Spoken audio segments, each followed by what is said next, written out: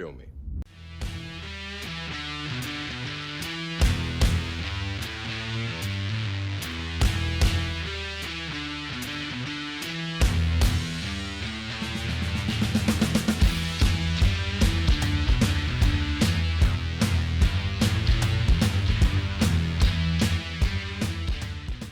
I'm the martial arts film freak, and I watched The Kid with the Golden Arm. G-Saw gang have a plan. They intend to hijack the gold. Swordsman Li Qingning and his girl have offered us help to escort the gold. The G-Saw gang is quite ruthless. Be real careful. The G-Saw have 4 chiefs. Golden Arm. The Kid with the Golden Arm is a 1979 Shaw Brothers film directed by Chang Che, starring the Venoms, starring Sun Qian, Philip Kwok, Shang Chang, Mang Lo, Lu Fang, Pai Wei, Philip Kwok, I think I already said. A little bit of Dick Wei, not really a lot. You barely even see his face. What is it, Wang Long Wei? Who really you only see for like 3 minutes before he dies, so there's no reason for him to be there, even though he's amazing. Sun Shu Pei. Who else I got here? Lots of people. Helen Poon. That's really it. That's the main ones there. Yeah, this movie is about a group of people who have to transport a huge thing of gold across the country before they are killed by another group of people. Fairly simple. So yes, it is a simple story, simple plot, trying to get something from A to B before something else kills you and takes whatever you are moving. Simple plot, not really much to talk about there. What makes the plot better is the characters. A very colorful cast of characters that are all named by their choice of weapon, choice of clothing, or abilities. You have characters like Long Axe and Short Axe. What do you got? Iron Legs and Iron Robe, even though Iron Robe, that's a dumb clothing. It's heavy and like it's barely any protection, really. And he dies in like 2 minutes. What else do we got? Silver Spear. Silver Spear is a good one. Brass Head. That one was dumb, but fun. And then, of course, Golden Arms. So yes, a good, colorful cast of characters to help boost a fairly simple plot. One of the better parts of this is, who was it? It wasn't Philip Kwok. Gosh dang it. I always mix up 3 certain Venoms that all look similar because they're just ripped. Which one am I thinking of? I'm thinking of Philip Kwok. Philip Kwok is really the main character here. Philip Kwok is like the only competent one. He's like a drunken guy, even though he doesn't do any drunken boxing. Who he like doesn't even really work for this main group of heroes, but he's like helping them out the whole way, pointing out booby traps, pointing out like, hey, don't go this way, go that way, don't do that. You're dead now because you didn't do what I said you should do.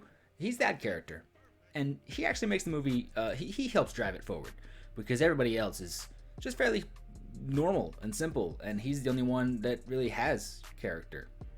Where the movie really amps up is within the final, like, really 10 minutes. It's not really a spoiler, but then again, this movie came out in 1979. Do you really care if I spoil it? The maybe real villain shows up, and it's an evil twin. And, like, it's a fairly straightforward plot, nothing crazy going on, and all of a sudden, evil twin. Like, first, I nearly gasped watching it. I just sitting there in the chair, watch. All of a sudden, evil twin pops up, and I was like, "Oh, we going there? We doing this evil twin territory?" So yeah, it's a simple plot, but there are a few things. The characters help.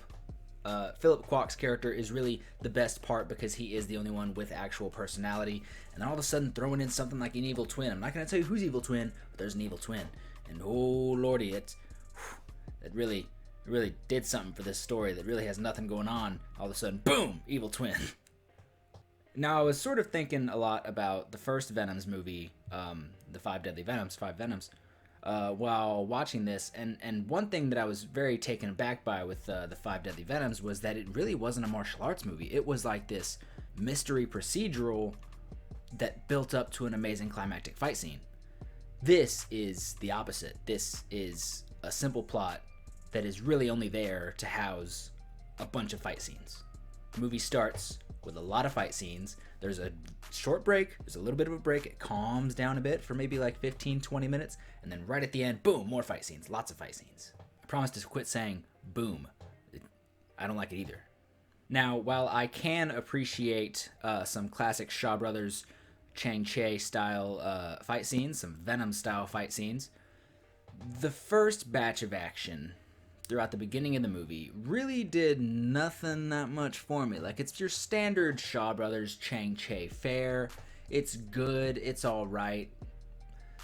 But really, it's those final fights in the 30 minutes that is really the reason you're here. First bit's fine. If you like your Shaw Brothers stuff, you're gonna like it. I like most of my Shaw. I'm much more of a Lau Kar Lung guy. Chang Che, not really my style. I like elements of most of his movies, but typically if I go Shaw Brothers, I'm gonna lean towards my Lau Kar Lung stuff. But before the final fights, before like the big climactic battles, there's a fight between Lu Fang and Chang Shang. And this fight nearly steals the show. This is an expert showing of weapons work and acrobatics. It's spear versus short axes, and gosh dang it, that's entertaining. Like, Chang Shang, that dude can do some flips and acrobatics, and then like Sean said in our in the tier ranking video we did for Shaw Brothers actors, Lu Fang, that dude he can do the flips, he can do the acrobatics, and he can do the weaponry. Maybe not do the acrobatics as good as Chang Shang, but he's good too. And his weapon work, him with that spear, gosh dang, that was good. So yes, they nearly stole the show. But then we get to the finale, and the finale did something this movie desperately needed. One thing that I've found with many Kung Fu movies, the Shaw Brothers Kung Fu movies, well, not even Shaw Brothers, because the movie I really think of is actually a Golden Harvest movie. If you don't have the absolute best Kung Fu, which is weird to say because this is a Venoms movie, it has people who can provide the absolute best Kung Fu. But the choreography in most of this final fight here wasn't really blowing me away. What actually took it was when it just fully leans into the fact that the main character is named Golden Arms, and his arms can withstand anything, and he's super strong.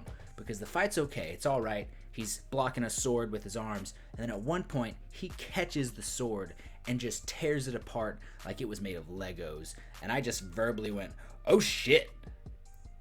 Main hero's in trouble. That dude just ripped apart a sword. I was very taken aback by this, and I liked it a lot. And then really, after that, we do get a bit more insanity that I did enjoy. And it was Philip Kwok taking out this like chain hook weapon, and his skill with this weapon was phenomenal. I have not seen him do something like that. I've of course seen Philip Kwok do some great things, but that was great. Choreography in that part got a bit weird because Mang Lo didn't really have like a counter for the chain weapons, so like he's really just kind of waving his arms at one point, and it's very obvious that like it's really all he can do is just wave his arms now. But the chain weapons look cool, so I don't really care. When this fight ends, the evil twin shows up.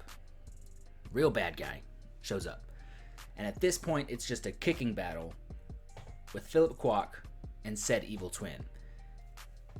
And I like some good kicks. There's just a bunch of flashy kicks, great choreography. The Venoms know exactly what they're doing. This is where the great Kung Fu came in. Expert Kung Fu. The Venoms are amazing. Philip Kwok and said evil villain, who is an actor who I will not say because you'll know which character has an evil twin. That's completely solid, and I loved it. And then the way that person died, again, with the superpowers, probably the best way it could have gone. Also, Lo Mang, dude looks good as Golden Arms. That's a solid look. That dude, that's a comic book character. That's a superhero. That's a badass. That was great. He just looks great as that character. Don't know what to say. The dude looks great at any time because Mang Lo just knows how to dress a super buff dude because Mang Lo was weird that way. But yeah, Mang Lo looks incredible as Golden Arms. Rounding this up, let's score this movie. What am I thinking? I think I'm gonna go 4 golden arms, 4 short axes, 4 silver spears, 4 brass heads. out of 5. I didn't really like Brass Head that much, but I like this movie. 4 out of 5 for The Kid with the Golden Arm. Like I said, some of the fight scenes at the beginning weren't for me. If you like your Chang-Chi, if you like that sort of Shaw Brothers style, not particularly for me, but if you like that, you're going to like that a lot. Middle bits, you're really just being entertained by Philip Kwok. All the other characters a bit bland. And those final fights, Shang and Lu Fang nearly stealing it. And then all that stuff I talked about at the end, great, solid, loved it. Tell me what you thought of The Kid with the Golden Arms in the comment section down below. What is your favorite Venoms film? I'm sure I've asked you before, but I'm going to ask you again. Tell me your favorite Venoms film. Who's your favorite character in this? You know, you get all those characters: short axe, long axe, silver spear, brass head, iron robe, iron feet, golden arms, Philip Kwok's drunken agent something. Lots of great characters. Who's your favorites? Tell me your thoughts in the comment section down below. Don't forget to like, share, and subscribe. Head over to Facebook, where there is the Martial Arts Film Freak Facebook page, Instagram, Martial Arts Film Freak over there, Twitter, under Tristan_Glover on the Twitters. Thank you so much for watching, and have a good day.